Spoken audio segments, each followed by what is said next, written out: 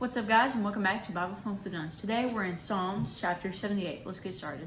Psalm 78 is a historical psalm. It recounts the events in Israel's past that show how God persevered with his people even when they didn't believe.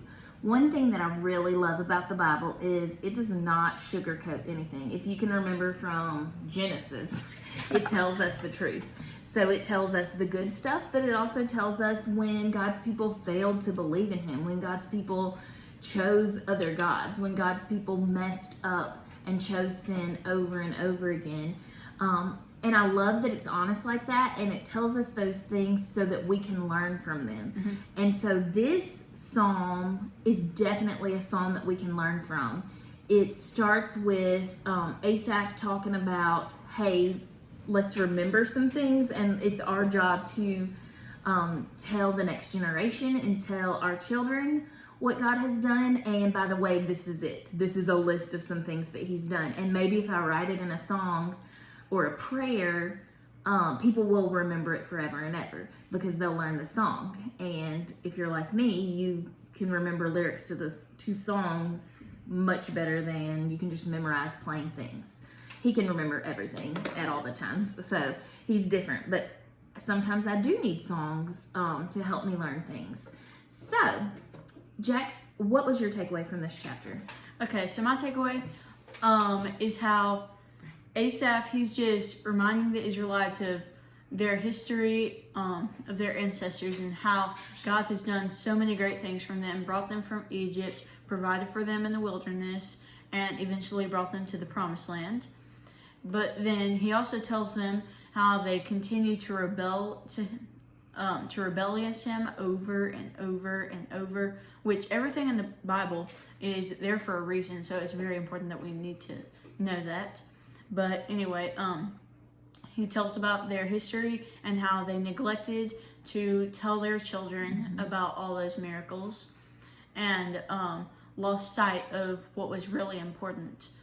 And so he's just reminding them to use their ancestors as an example of what not to do. Good deal. Which goes right along with my takeaway. This psalm it shows the importance of telling others about God and about what God has done. We have a responsibility as Christ followers, as God's children, to tell others about him, whether they're saved, whether they're not, whether they're baby Christians. It is our job to record this history of what God is doing. I love this theme all throughout Scripture of remembering. God shows us over and over again to remember, and not just that, he models it out in Scripture by giving us, this is one of many of the places where some of God's people have said, hey, remember when God brought us out of Egypt. Remember when God parted the Red Sea. Remember when God helped us to defeat the people in the Promised Land. Remember when God helped us cross the Jordan River and parted the sea again. Remember when God provided food for us and gave us manna. Remember when God made our clothes and our shoes last forever and ever when we wandered in the wilderness for 40 years. I mean, these are huge, miraculous things that somehow God's people forgot. I mean, by the time they get to Moses going up to get the 10 Commandments, they get bored waiting, and they pull out their earrings and melt it and make a golden calf and start worshiping that.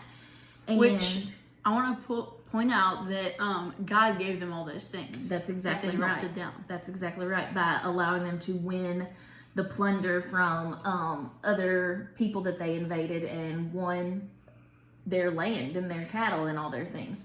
So we see this in Scripture. We see God's people being so quick to forget, and as the onlooker, it can be easy for us to say, oh, how did you forget this really cool miracle that God did in our life?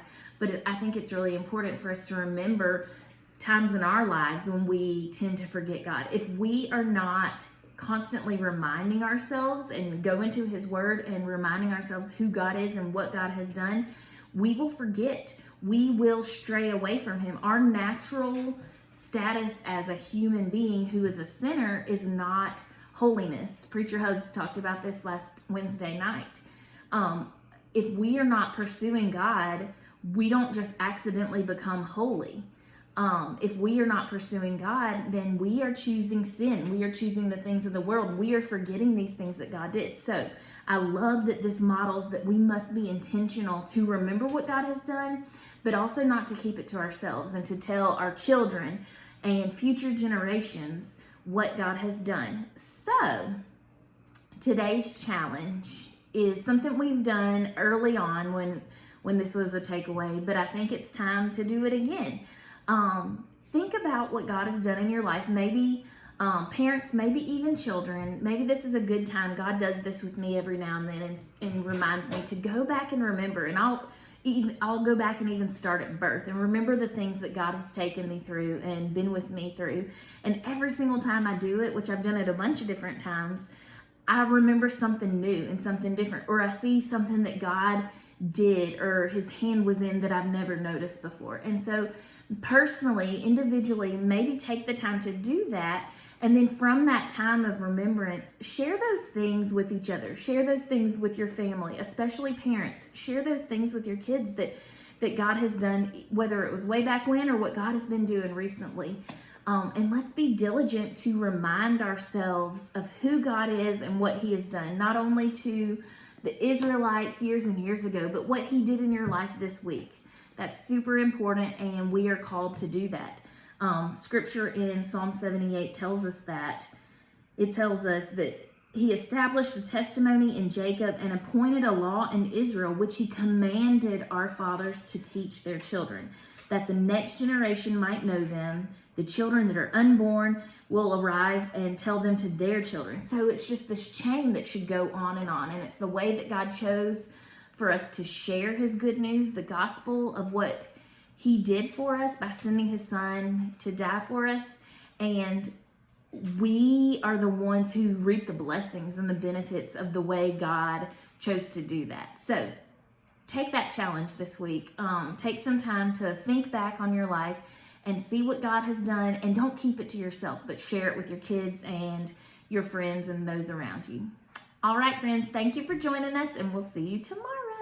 Bye.